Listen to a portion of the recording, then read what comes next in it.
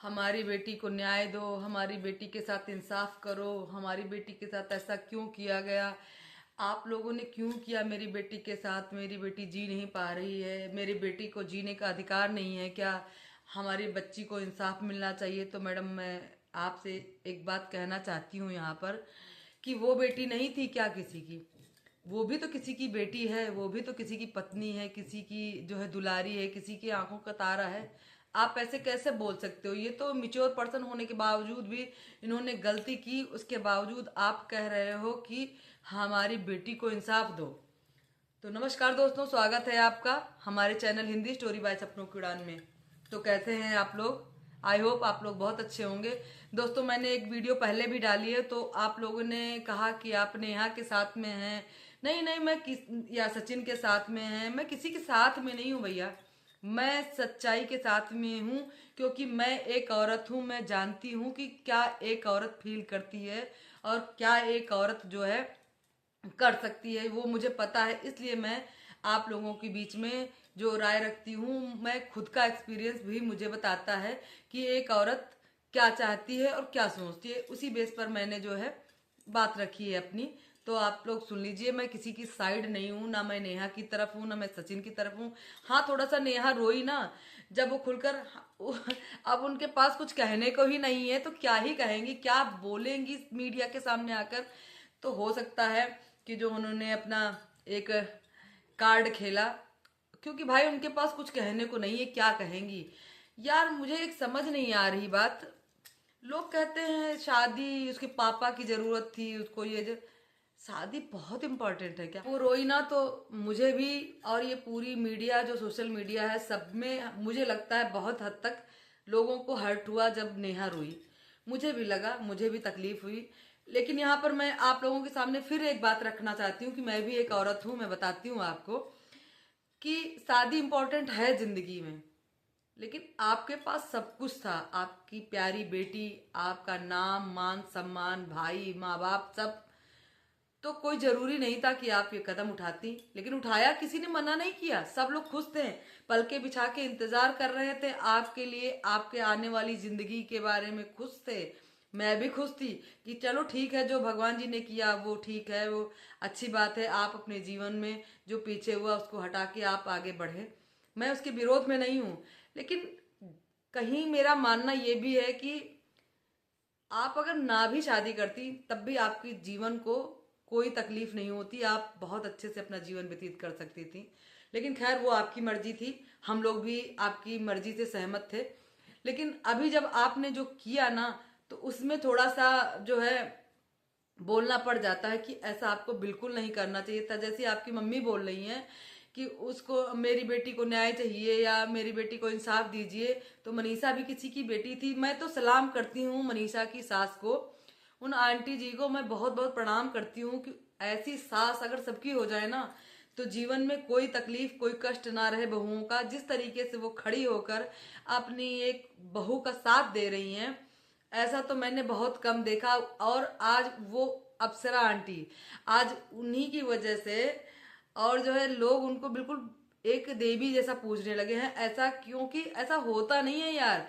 ऐसे मेन मौके पर लोग अपनी बहू का साथ छोड़ देते हैं और अपने बेटे के साथ में रहते हैं। उन्होंने कहा मैं बेटे को छोड़ दूंगी और अपनी जो है बहू के साथ में रहूंगी, और उधर आप कह रही हैं कि मेरी बेटी को न्याय दीजिए, और अपनी बेटी को आप समझा रही हैं कि अपनी ससुराल में जाके अपना पक्ष रखो।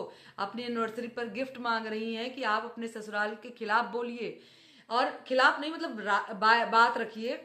तो ऐसा नहीं होता है। अगर मम्मियां तो ऐसी होती है ना कि ससुराल में बहुत कुछ सुनती हैं अपने कानों से, उसके बाद में भी बोलती कि बेटा चुप रहना, वो तुम्हारा घर है, आप जैसे उसको बना सकते हो उसे बनाओ। और क्योंकि जिंदगी तुम्हारी मायके से नहीं ससुराल से स्टार्ट होती है, तो आप ऐसे कैसे बोल सकते हो कि आप जो है खुल के अपने ससुराल वालों के बारे में बताओ।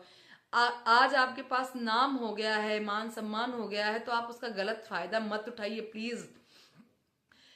अभी अगर आपके पास कुछ ना होता तो आप एक एक चीज के लिए वहां पे लड़ाई कर रहे होते, वही आशीष जी के घर वालों के साथ। ऐसी मेरी सोच है, मैं मानती हूँ ऐसी बातों को।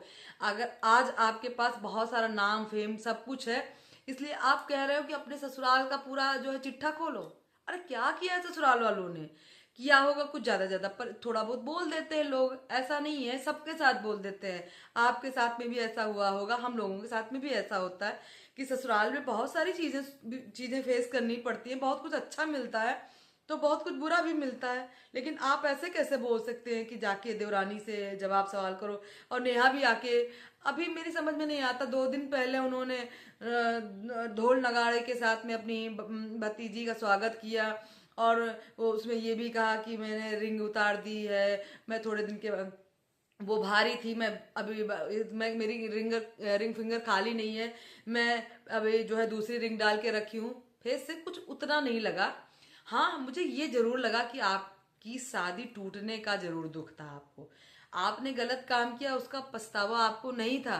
आपकी शादी टूटी है शायद, और अभी भी इसका क्या मतलब वो प्रूफ कि आपकी शादी टूटी है, भगवान ना करे टूटे, आप अच्छे से अपने घर में सेटल हो। लेकिन ऐसे क्यों बोल रही हैं, अभी तो कुछ क्लियर नहीं है ना। तो आप चाहे दिखाने के लिए बोले या कुछ भी करने के लिए, मेरा यहाँ पे ये इतना सीधा सा फंडा है कि लोग दूसरे की बेटी को देखते नहीं है, अपनी बेटी बेटी है, दूसरे की बेटी कूड़ा है। मैं इस बात से बिल्कुल भी सहमत नहीं हूँ। और रही बात दूसरी ससुराल की, तो ससुराल वाले कितने भी गलत हों, आपका हक बनता है वहां पर, आपका अधिकार है, आप अपने अधिकार के साथ में वहां रह सकते हैं, अपने मन की बात कर सकते हैं।